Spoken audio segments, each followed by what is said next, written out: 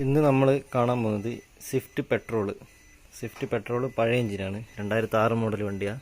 അപ്പോൾ ഈ വണ്ടി കംപ്ലൈൻറ്റ് പറഞ്ഞാൽ മിസ്സിംഗ് ആണ്. സ്റ്റാർട്ട് ചെയ്ത് കഴിഞ്ഞാൽ ചെറുതായിട്ട് മിസ്സിംഗ് അനുഭവപ്പെടും. അതിന് വേണ്ടിയിട്ട് നമ്മൾ ആദ്യം ചെയ്യേണ്ടത് ഇഗ്നിഷൻ കോയിൽ പ്ലഗ് ഒന്ന് അഴിച്ചു നോക്കാം. അപ്പോൾ അതിന് വേണ്ടി ആദ്യം എയർ ഫിൽറ്റർ കേസ് അഴിച്ചു വെക്കാം.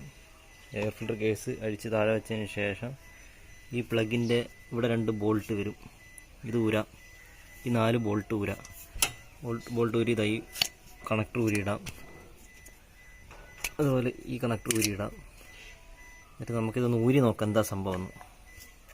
ഇതാ കംപ്ലൈൻറ്റ് ഇപ്പം തന്നെ തീരുമാനമായിട്ടുണ്ട്. ഓയിൽ ഈ സിലിണ്ടറിൻ്റെ അകത്ത് കാണുന്നുണ്ടാവും, മുഴുവനായിട്ട് ഓയിലാണ് ഫുള്ള്.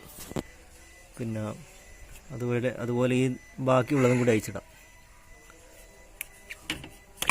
ഇത് കൊടുക്കുമ്പോൾ എപ്പോഴും ഇതുപോലെ നോക്കണം.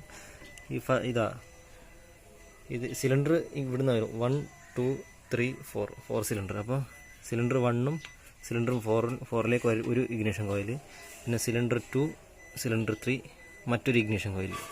അത് നമ്മൾ കൊടുക്കുമ്പോൾ മാറിപ്പോകരുത്, അത് പ്രത്യേകം നോട്ട് ചെയ്ത് വെക്കുക. ഇത് അഴിച്ച് മാറ്റാം. അതിൻ്റെ അകത്ത് ഇതുപോലെ ഓയിൽ കിടന്നിട്ടുണ്ട്, കണ്ട. എന്നാൽ പിന്നെ 2ഉം 3ഉം അഴിച്ച് നോക്കാം.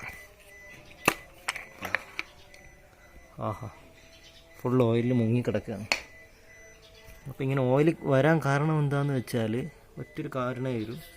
നമ്മൾ ഈ വാൾ കവറിൻ്റെ ഈ ചുറ്റുഭാഗം ഒരു ഓറിങ് വരുന്നുണ്ട്, ഒരു ഓറിങ്, അതായത് വാൾവ് കവർ സീൽ എന്ന് പറയും. അത് ഒരെണ്ണം മൊത്തമായിട്ട് ഇതിൻ്റെ ഫുൾ ബോഡിയിൽ വരും.